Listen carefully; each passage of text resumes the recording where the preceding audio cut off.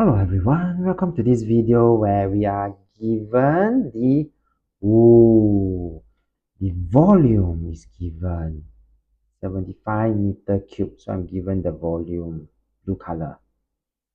I'm also given a square base of 5 meter. This means that I can find my base area pretty easily.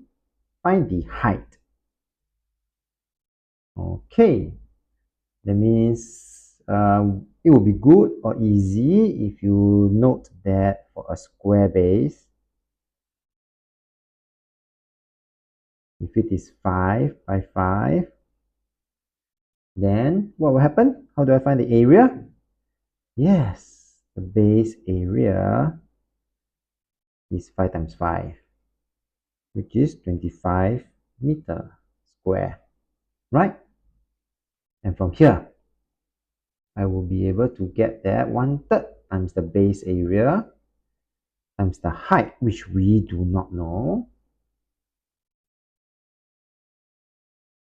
is equal to the volume, 75. So how do I find my height then? Yep, it is pretty straightforward. I will have my 75 dividing by my 1/3 as well as my 25. So this will give me a height of 9 meter. Okay.